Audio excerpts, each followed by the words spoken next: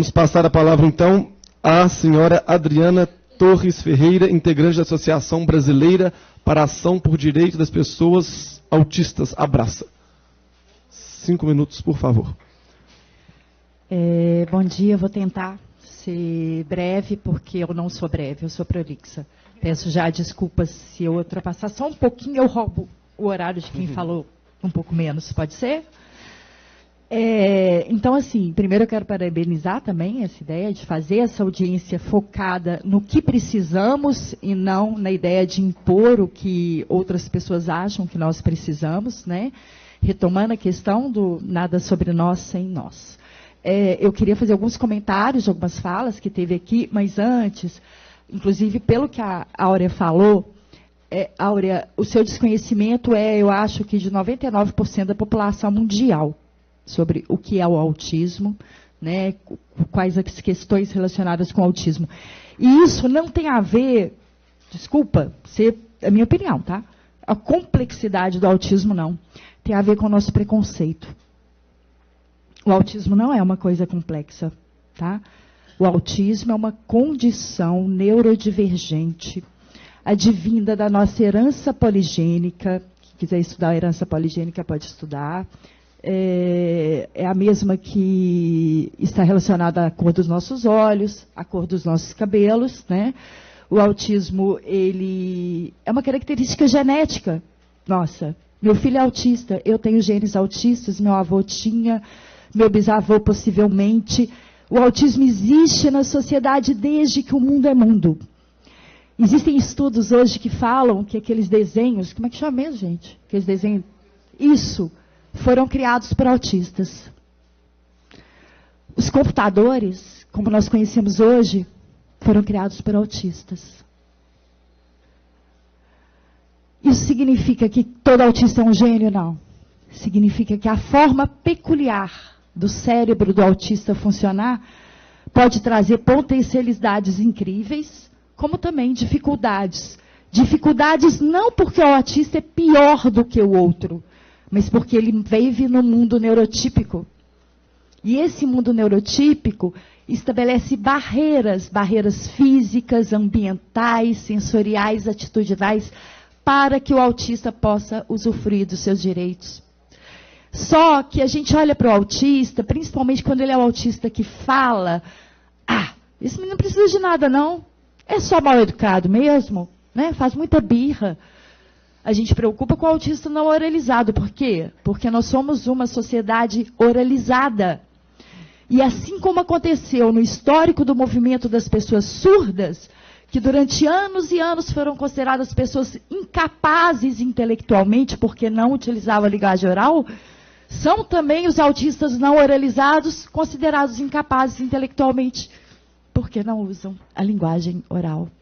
Então, eu volto a dizer, não existe complexidade no autismo, em que pese as milhares de manifestações de forma como o autismo se manifesta em cada um.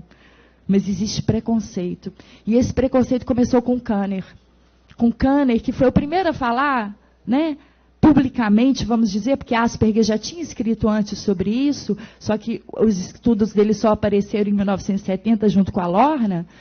Kanner criou uma caixinha desse tamanhozinho para o autista, e quis tacar todo mundo lá dentro. Quem não cabia, ele jogava fora. Tem epilepsia? Não, não é autista.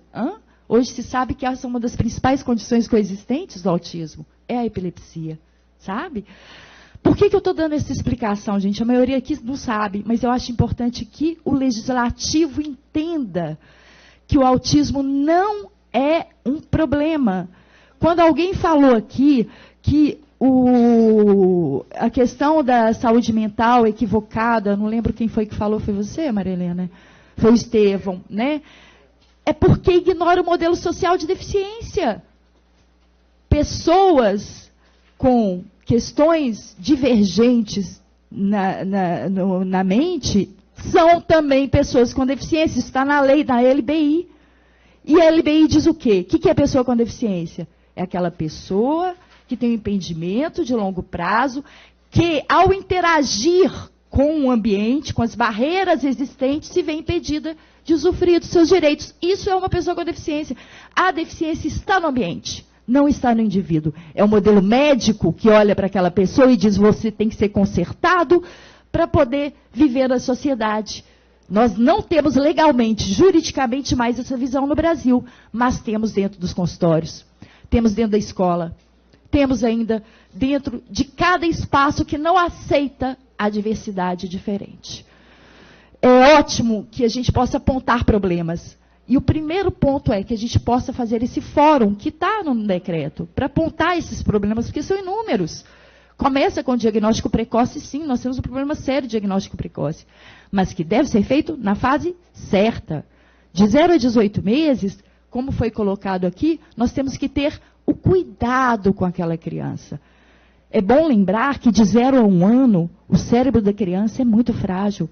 Excesso de estimulação pode ser muito pior do que um simples cuidado, tá? A maioria dos países faz o diagnóstico a partir de 18 meses. 1 ou 2 fazem a partir de 16. 1 ou 2 no mundo inteiro. Né? Eu vou discordar um pouquinho da sua fala, Renata, mas numa visão de modelo social, tá? Porque laudo não é rótulo. Laudo não é rótulo. Sabe o que é rótulo? É ser chamado de chata, de mal educada, de mimada, de fresca, de retardada. Eu fui chamada assim na minha infância. Eu nunca tive laudo de nada. Cri-cri, cabeça dura, intransigente, louca. Isso é rótulo. Diagnóstico é norte, é direcionamento. Foi direcionamento para o meu filho. Foi direcionamento para muitos filhos aqui. Então eu discordo. Tá?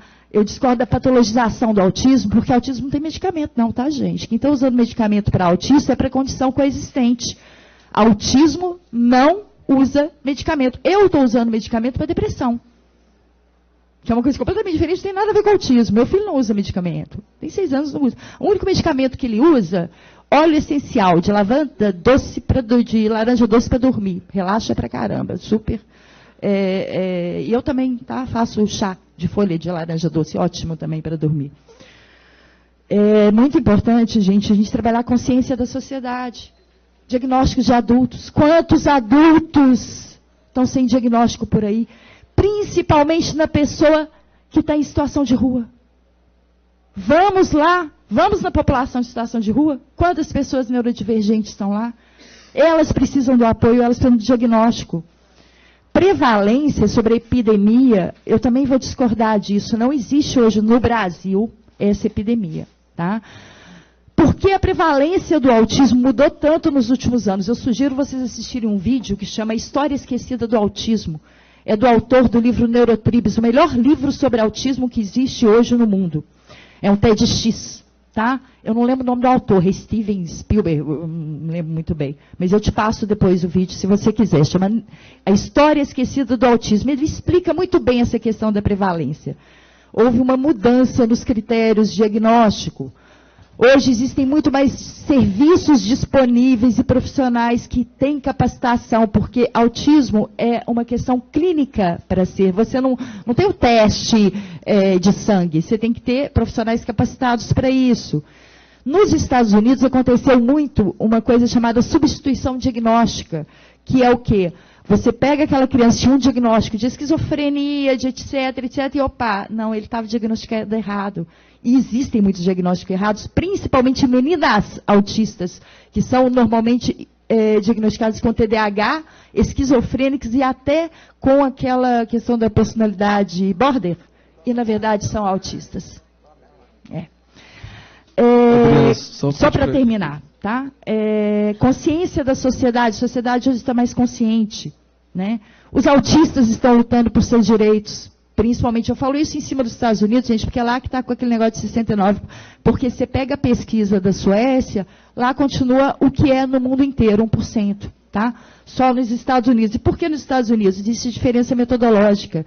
O CDC, ele faz uma pesquisa em 11 centros, tá? Em revisão de prontuário, ele não olha criança, não. Ele faz revisão de prontuário, é assim que ele faz a contagem. E ainda tem uma outra coisa, nos Estados Unidos, para você conseguir acesso à política pública de saúde, você tem que ter laudo. Sem laudo você não consegue. Então, os profissionais lá, mesmo da dúvida, eles dão laudo. Porque é melhor aquela criança ter acesso a uma fono, a isso, aquilo, do que ficar sem o apoio. Então, assim, existem muitas coisas relacionadas à prevalência que é bem mais complexo do que simplesmente a patologização da infância. Então, assim, encerrando, o que nós precisamos é participação social. Nesse fórum, que está no decreto, nós podemos discutir os detalhes. Obrigada.